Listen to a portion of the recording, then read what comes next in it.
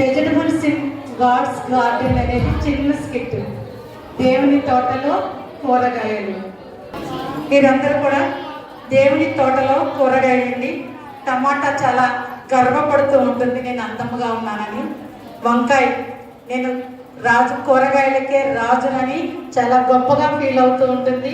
Carrot మాత్రము దేవునిలో ఉండి ప్రేయర్ఫుల్గా ఉంటుంది. కాకరకాయ చేదుగా ఉన్నా కూడా తనలో ఉన్నటువంటి ఔషధాలను ఇతరులకు ఇవ్వాలని ఆశపడుతూ ఉంటుంది. మరి మిర్చి చిన్నగా ఉంటుంది కానీ ముట్టుకోవడానికి మంట పుట్టించే దడదల్లాడించేలా ఉంటుంది. ఉల్లిపాయ చూడడానికి పొరలుగా ఉంటుంది, ప్రతి పొరలోనూ కూడా దానికి పౌరుషము రాష్ట్రం ఉంటుంది. మరి ఇలా వారి యొక్క క్యారెక్టర్ని మనకి వారి చిన్న స్కిట్ రూపంలో చూపిస్తారండి.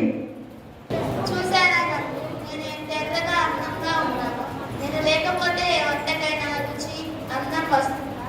నేను అందరికంటే ఎంతో గొప్పదా. ఆగమ్మ టమాటా, నేనే కూరగాయలు రాజుని. నా తల మీద ఏముందో చూసావా? కిరీటం ఉంది. నేనే కూరగాయలు రాజుని. దేవుడు నన్ను ప్రత్యేకంగా ఎంచుకున్నాను. మీరు ఆగుతారా? మీ అందరికన్నా నేనే గొప్ప. నన్ను చిన్న చూడవద్దు.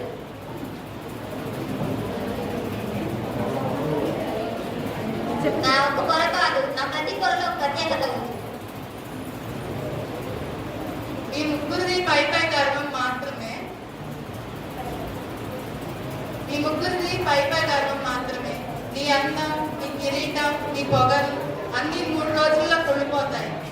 దేవుడు చూసేది మన పై రూపాన్ని కాదు, మన మనసులో ఉన్న నీతి గల హృదయాన్ని చూస్తాడు. నోరు పోయి పక్కా తుప్ప. రూపం లేదు, రంగు లేదు.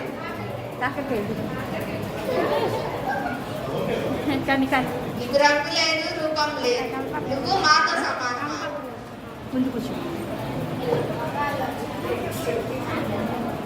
నాకు రంగు రూపం లేకపోవచ్చు, కానీ సమాధానం ఉంది. పిల్లలు చాలా ఇష్టంగా తినే స్నాక్స్ లోను బెంగాలీ బిర్యానీ వంటి వాటిలో ఉపయోగపడినా నేను ఎప్పుడు నా హోదాన్ని చూసి గౌరవపడలేదు.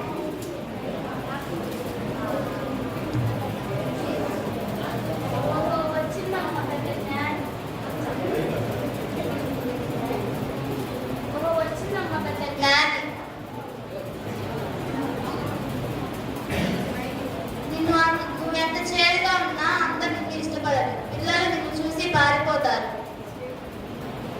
అలా ఏం కాదు. ఈ రోజుల్లో బీపీ షుగర్ ఉన్న వాటికి నేను ఔషధంగా పనిచేస్తాను. ప్రతి వంటకారిలో నేను ఉండాల్సింది. మార్కెట్లో నా ధర ఎంత ఉందో చూసారా? మీరెన్ని గొప్పలు చెప్పుకున్నా అందరికంటే నేనే గొప్ప. నన్ను పోస్తే నీళ్ళు వస్తాయి. నా వల్లే అందరు ఏడుస్తారు. అదే నా గొప్పతనం. చిన్నదాన్నా కనిపిస్తానే కానీ అందరికన్నా నేనే గొప్ప.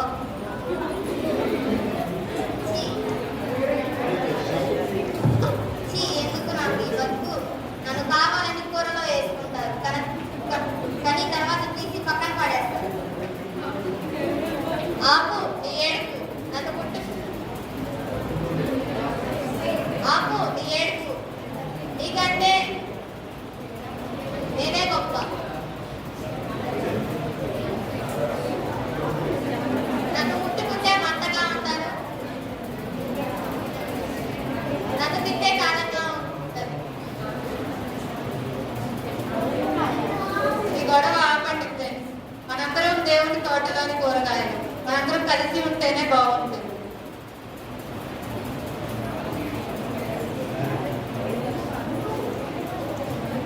నువ్వేంటి క్యారెట్ అక్కడ దాక్కున్నావు? బయట ఏం జరుగుతుందని పట్టదా? దేవునికి కృతజ్ఞతలు చెప్తున్నాను వంకాయ.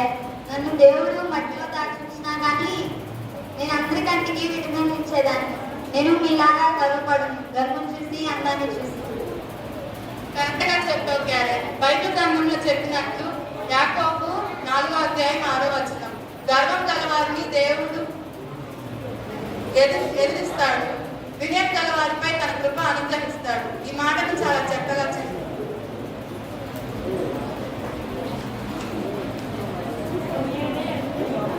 నా ప్రియమైన కూరగాయలారా, ఎందుకు మీ మధ్య మీకు ఈ కలహాలు? టమాటా, నీకు ఎరుపురంగు ఇచ్చింది నేను కాదా? కానీ ఎందుకు నువ్వు గర్వపడుతున్నావు?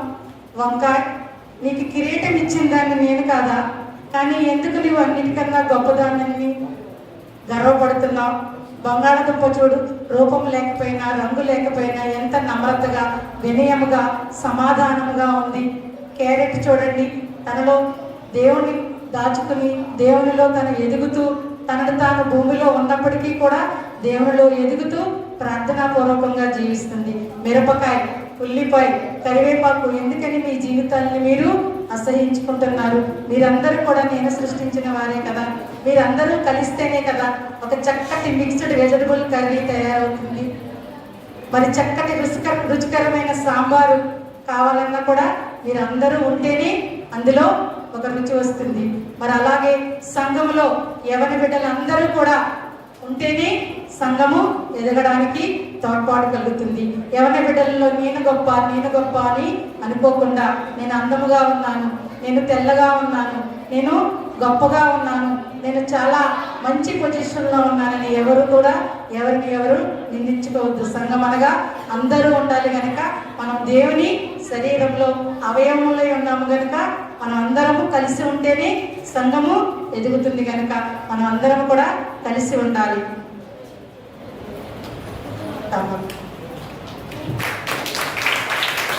వెయిట్ ఒక 5 minutes.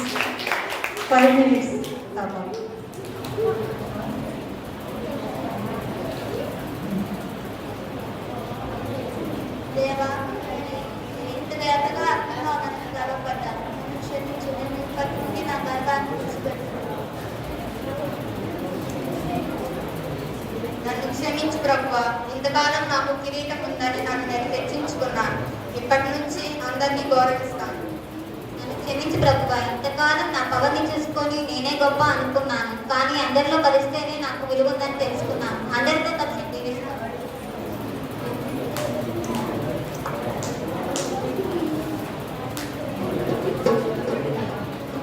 అవును ప్రభువా, మేమంతా క్రీస్తు శరీరంలోని అవయవాలు వంటి వారు. మేమంతా కలిసి ఉంటేనే మాకు విలువ ఉంటుంది అని తెలుసుకున్నాం. చూసారా యవనస్తులారా, ఈ కూరగాయలలో మనం కూడా సంఘములో మన యువతలో ఎన్నో రకాలు ఉంటాయి. మీలో కూడా అనేక భావాలతో జీవిస్తూ ఉంటారు. కానీ మనం అందరము కూడా ఎప్పుడైతే సంఘంగా కూడుకుంటామో అప్పుడే మన సంఘము అభివృద్ధి చెందుతుంది, మన జీవితాలు అభివృద్ధి చెందే మనకందరికీ తెలుసు. బైబిల్లో ఉన్న వారందరూ కూడా ఒకసారి చూసినట్లయితే కొరింథీయులకు రాసిన మొదటి పత్రిక 12వ అధ్యాయము 27వ వచనం ఒకసారి చూసినట్లయితే, కొరింథీయులకు రాసిన మొదటి పత్రిక 12వ అధ్యాయము 27వ వచనం ఒకసారి చదివినట్లయితే, అందువలనే మీరు క్రీస్తు యొక్క శరీరమై ఉండి వేరుగా అవయవములై ఉన్నారు. ఇప్పుడు మనం వేరుగా మన నేమ్స్ని బట్టి లేక మన హోదాను బట్టి వేరుగా ఉన్నప్పటికీ కూడా మనం అందరం కూడా ఎవరండి? దేవుని శరీరంలో అవయవములు కనుక అందరము కూడా ఒకే శరీరము, ఒకే మనసుతో, ఒకే మాటతో దేవునిలో మేమందరము కూడా దేవుని బిడ్డలము అని ఎదిగినట్లయితే దేవుడు మనల్ని ఎంతో ఉన్నతమైన స్థానంలో ఉంచాలని ఎదురు చూస్తున్నాడు. మరి మనము కూడా దేవుని ఎదురు చూపులో నడుచుకునే బిడ్డలుగా ఉన్నామా? ఒకసారి ఈ రాత్రికాల సమయంలో మనం అందరం కూడా ఆలోచన చేసుకుందామండి. Okay, thank you so much.